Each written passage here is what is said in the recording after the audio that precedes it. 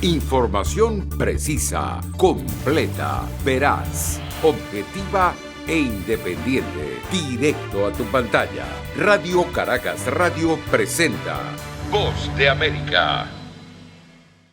El ex candidato presidencial y líder opositor venezolano Enrique Capriles llamó a participar sin complejos en las elecciones regionales y municipales previstas para noviembre, expresando que a su juicio, a diferencia del año pasado, dos de los rectores que integran el Consejo Nacional Electoral están comprometidos con la democracia.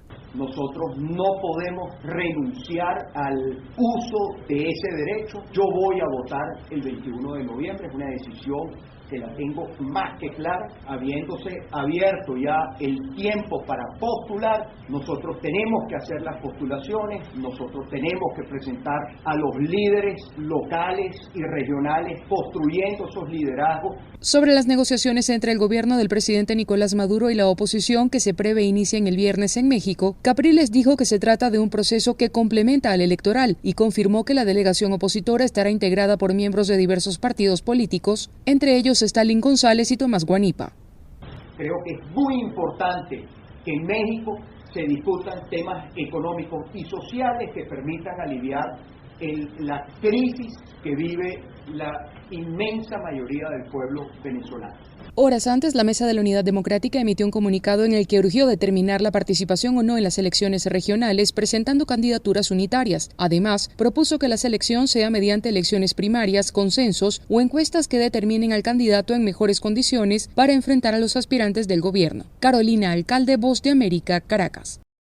Mientras las autoridades colombianas y panameñas buscan mecanismos para agilizar el paso de miles de migrantes haitianos que se encuentran represados en las poblaciones fronterizas en su tránsito hacia Canadá y Estados Unidos, un drama igual se vive en la frontera colombo-ecuatoriana, donde cientos de ciudadanos caribeños provenientes de Brasil y Chile se agolpan con el mismo objetivo. Francisco Espinosa, director de Migración Colombia, afirmó que la situación ha generado que redes de tráfico de migrantes se aprovechen de ellos y les cobren hasta 10 millones de pesos colombianos, unos $2.500 por el tránsito irregular de cada refugiado. Ayudar a un migrante supone darle la mano, no explotarlo. Cuando se le cobra de manera abusiva un transporte, un hospedaje, una alimentación, eso no es ayuda, eso es explotación. Espinosa explicó que los migrantes haitianos salieron de la isla en el año 2000 y se refugiaron en Chile y Brasil, pero la crisis económica generada por la pandemia los obligó a migrar hacia Norteamérica. Mientras en Urabá, en el norte de Colombia, cerca de 12.000 haitianos transitan hacia Centroamérica, en el sur del país, en Pasto y Cali,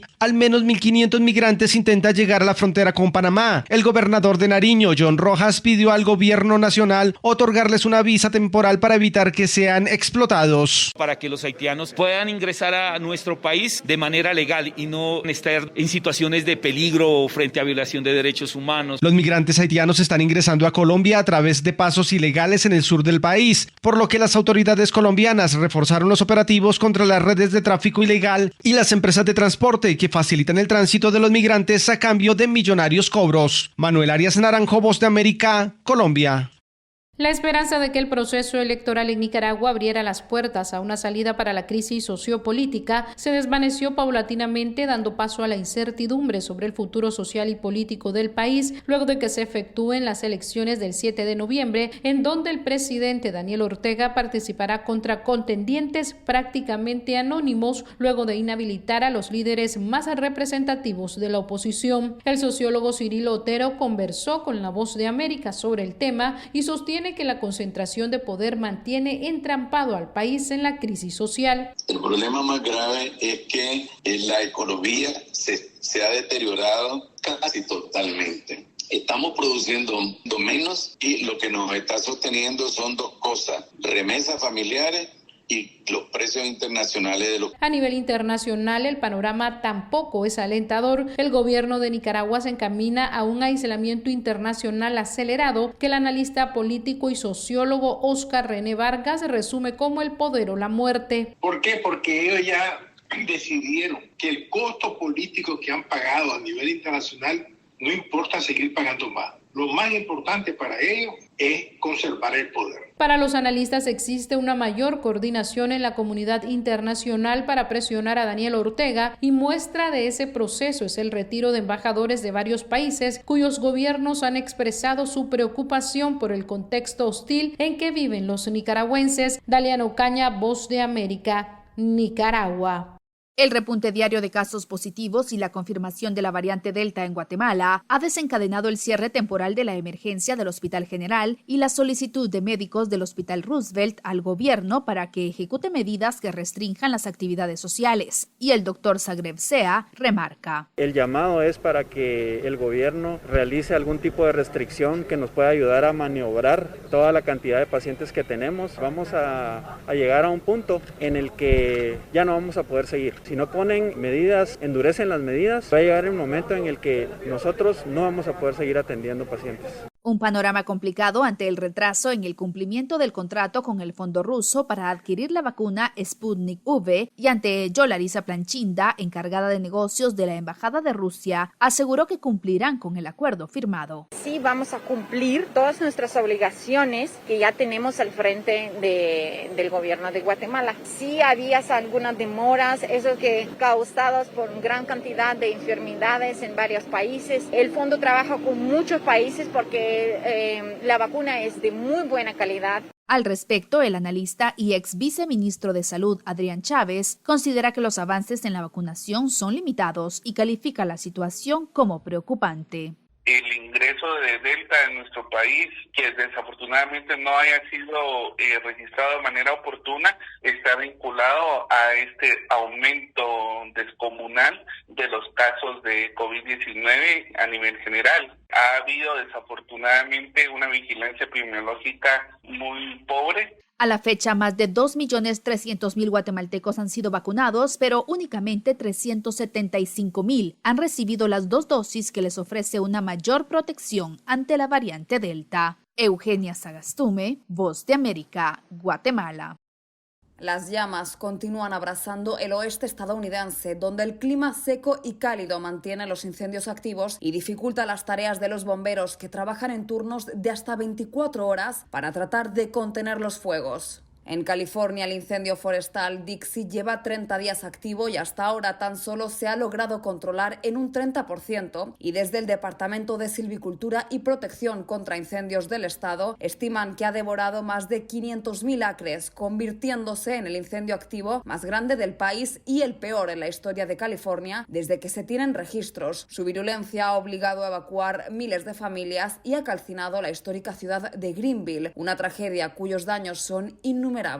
Bomberos del estado de California aseguran que esta es una temporada de incendios inédita, y Daniel, el encargado de proporcionar las últimas actualizaciones en relación a los incendios, dijo: en comparación con el año pasado, para el mismo periodo de tiempo, hemos aumentado un 11% en el número total de incendios, pero lo que es más importante son los acres quemados, los que han incrementado significativamente. Una terrible tendencia que, si se mantiene, podría romper el temible récord del año pasado, en el que los incendios forestales de California arrasaron más de 1,5 millones de hectáreas y destruyeron 8.400 inmuebles. En tanto, al norte del país, en Montana, un incendio forestal que comenzó la semana pasada se acercaba esta mañana a varias poblaciones que fueron evacuadas, y los fuertes vientos en la región continúan avivando el fuego, que hasta ahora habían logrado contenerlo en un 15%. Los expertos apuntan que estos incendios son consecuencia del cambio climático, que durante años ha convertido algunos territorios en zonas más secas, creando el escenario perfecto para la propagación de las llamas, y anticipan que cada vez habrá más incendios de forma más frecuente y serán más destructivos. Judith Martín Rodríguez, Voz de América. Varias zonas del país sufren un tiempo abrasador esta semana. El centro norte, el nordeste y la costa atlántica central de Estados Unidos tenían avisos o alertas por calor al menos hasta el viernes, según el Servicio Meteorológico de Estados Unidos.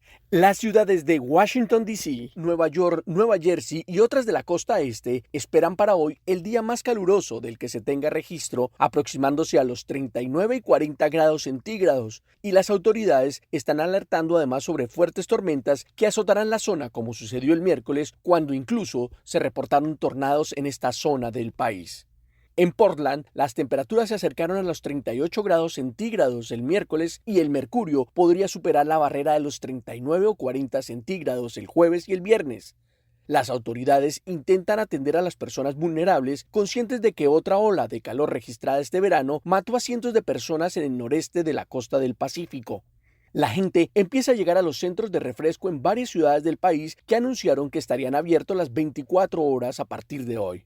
En tanto, la tormenta tropical Fred se debilitó a depresión tropical el miércoles a su paso sobre República Dominicana, donde arrojó aguaceros que, según los meteorólogos, podrían provocar peligrosas inundaciones y deslaves ahí y también en Haití.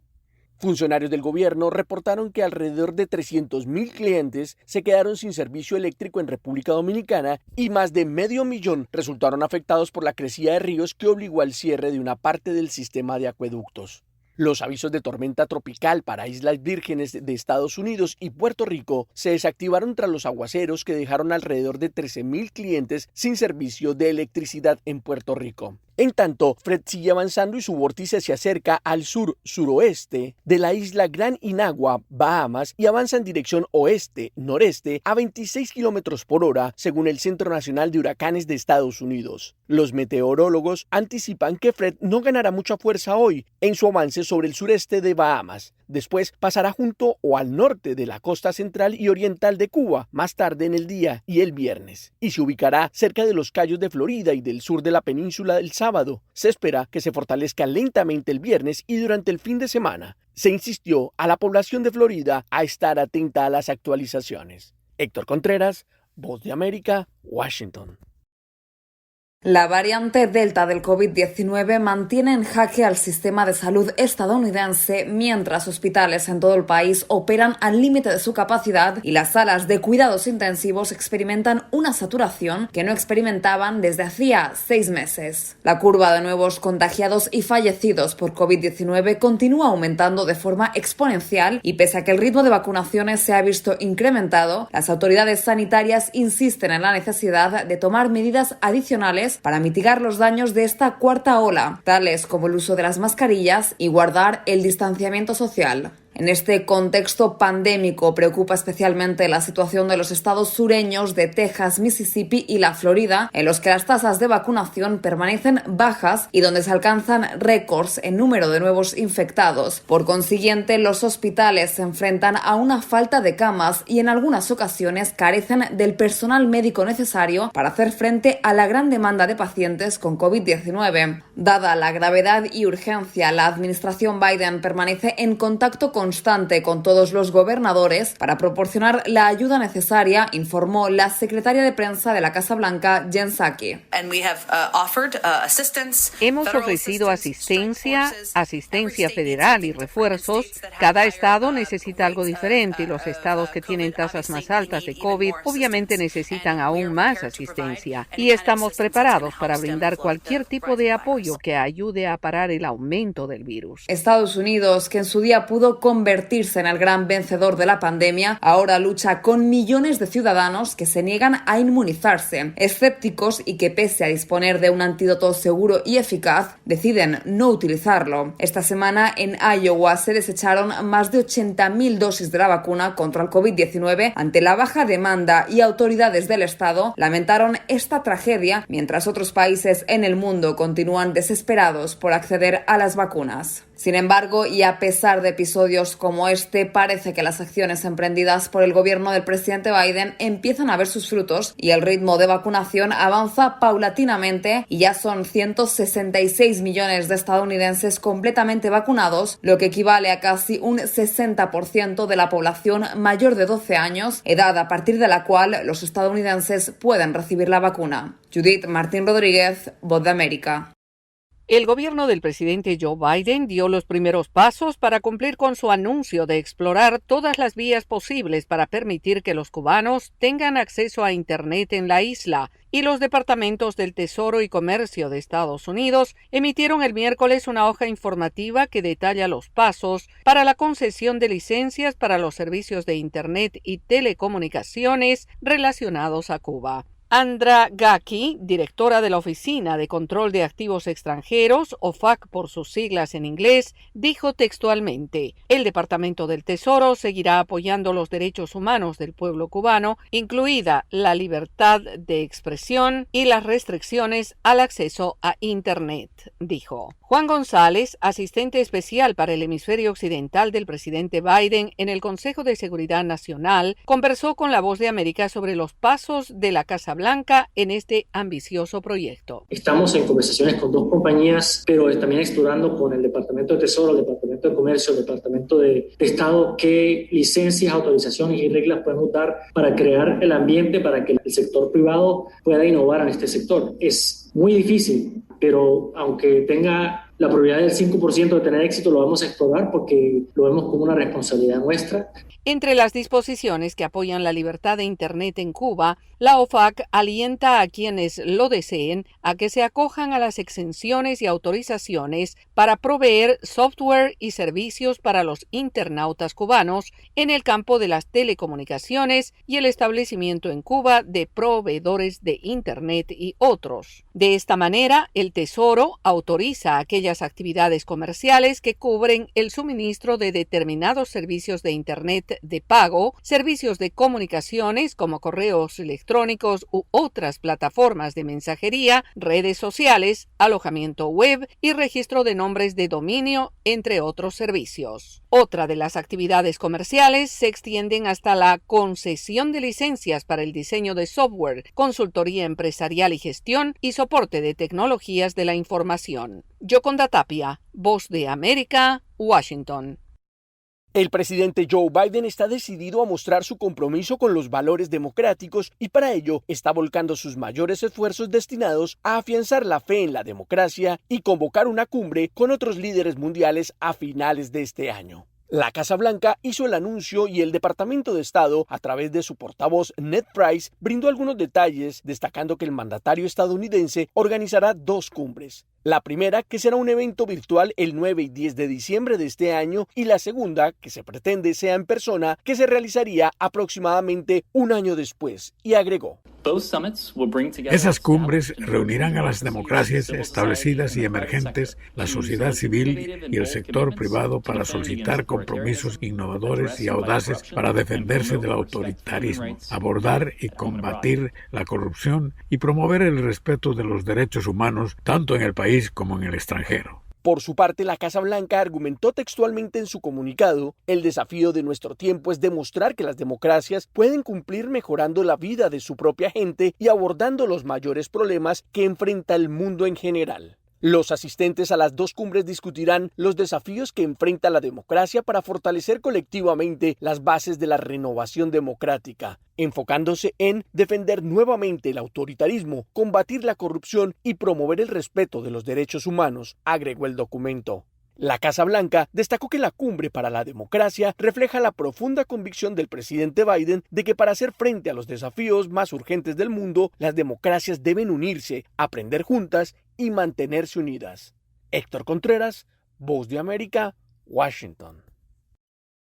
Caminan deprisa en busca de un sueño, surcando las aguas del Río Grande en un punto entre Ciudad Acuña, México y del Río Texas, entre ellos la cubana Yanay Saldiñas. He pasado una travesía dura y no se lo aconsejo a nadie, y bueno, voy más enfrente allá buscando los sueños americanos y nada, tratar de poder ayudar a mis hijas que están en Cuba y a mi papá que está enfermo, poderle mandar medicina. Como ella, miles de inmigrantes irregulares se internan cada día en territorio estadounidense, muchos con la intención de entregarse a las autoridades fronterizas que hace rato dejaron de dar abasto y la situación se agrava, reconoce el jefe de la estación de Del Río de la patrulla fronteriza, Ricardo Moreno. Por ejemplo, en la estación de Del Río, la capacidad es 117 personas. Tuvimos un tiempo que tuvimos 700 personas ahí. Por eso, desde entonces procesan a los inmigrantes recién llegados debajo del puente internacional que conecta a Estados Unidos con México. En Del Río, los cruces ilegales casi se triplicaron de enero a junio de este año, superando con creces la capacidad de las autoridades fronterizas, que ahora están liberando a algunos solicitantes de asilo de manera expedita, como a la venezolana Betsaida Delgado. Esa suerte no la corren todos. Ya estamos ya tranquilos aquí. En Del Río, el 80% de los agentes de la patrulla fronteriza han sido asignados a procesar a quienes llegan. Solo el 20% realiza labores de vigilancia en la frontera. Moreno estima que requieren entre 300 a 400 agentes adicionales para laborar de manera óptima. Voy a 22 años de experiencia aquí y nunca he visto este fenómeno. Arnaldo Rojas, Voz de América, Del Río, Texas.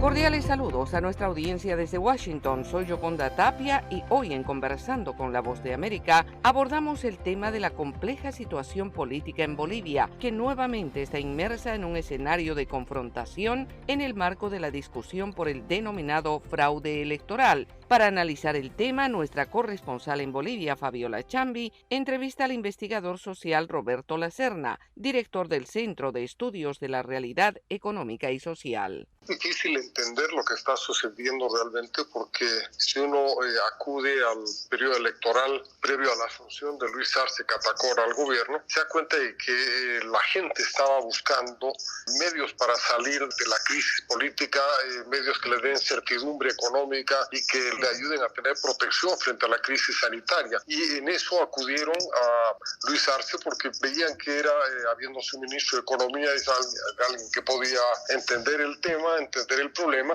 y al mismo tiempo, si le daban la fuerza política necesaria, podía pacificar el país, llevar a cabo un proceso de reconciliación y generar una nueva dinámica de desarrollo en el marco de la democracia, de la conciliación y del acuerdo político. Sin embargo, en estos meses lo que se ha observado es una actitud más bien beligerante de parte del gobierno, tratando de castigar a quienes se opusieron antes, a quienes rechazaron el fraude electoral del 2019, a quienes rechazaron los intentos de prórroga de Evo Morales. Y entonces resulta difícil de comprender esto porque la verdad es que el gobierno no necesita de esta beligerancia para afianzar su legitimidad y su poder. Tiene mayoría en el Parlamento, tiene control de las dos cámaras, tiene el control absoluto del Poder Ejecutivo. Podía darse perfectamente el lujo, si uno quiere decirlo así, de dialogar, de concertar, de promover la reconciliación nacional y de ser generoso y benévolo con la oposición. Pero no es así, al contrario, está buscando más bien acentuar la confrontación, el enfrentamiento, empujar a la oposición lo más lejos posible del centro político. Y esto, pues, por supuesto, es muy arriesgado porque pone en entredicho no solamente la vocación democrática de ese partido, pone en entredicho la intención electoral de su electorado, la intención de voto de su electorado que buscaba reconciliación, certidumbre y seguridad económica. Y nos va a conducir, tal como están las cosas, a una agudización de las crisis política y económica, por lo menos, ¿no? Ha marcado la agenda en los últimos días esta polémica decisión de la Fiscalía sobre el caso denominado fraude electoral, a partir de un informe que la misma Fiscalía ha solicitado a la Universidad de Salamanca, a un grupo de investigación, que antepone a esta auditoría que se ha realizado ya in situ por la OEA. Bueno, lo que ha hecho la Fiscalía pone en evidencia la enorme debilidad del sistema institucional boliviano en este momento, la profunda crisis del sistema de justicia. En los últimos años el sistema de justicia se ha debilitado increíblemente a niveles extremos. Es una de las instituciones o los pilares institucionales que menos confianza generan en la población, y no solamente me refiero a la Corte Suprema, al Tribunal Constitucional y a todo el sistema de jueces, sino también al sistema de la Fiscalía, ¿no? Porque están claramente manejados por el interés político inmediato. Un reciente pronunciamiento de la Organización de los Estados Americanos ha ratificado las conclusiones que han difundido en la auditoría realizada en el 2019, pero además ha sido bastante radical en decir que en una década de observación que ellos han tenido no habían encontrado elecciones en tan malas condiciones como las que se han llevado a cabo en Bolivia. ¿Qué significa esto para el país? Es un informe lapidario para la Corte Electoral, el Tribunal Electoral que dirigió esas elecciones, y para todo el sistema institucional pone al desnudo profunda debilidad, la gran debilidad de todo el sistema institucional democrático en Bolivia. El Tribunal Electoral manipuló las elecciones, fue manipulado por el poder, lo mismo en la Fiscalía en este momento, y ahora el gobierno nacional está también dispuesto a demostrar al mundo que no está llano, no está inclinado a cumplir sus propios compromisos como Estado, como son, por ejemplo, el contrato de auditoría vinculante con la OEA que firmó el entonces canciller Diego Pari, año 2019. Era el investigador social boliviano Roberto Lacerna analizando el contexto de la conflictiva situación política que enfrenta a su país en medio de la persistente discusión del denominado fraude electoral. Esto fue Conversando con la Voz de América.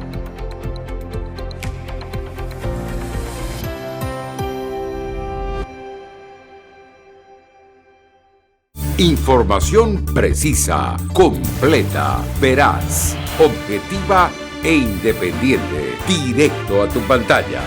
Voz de América en RCR 750.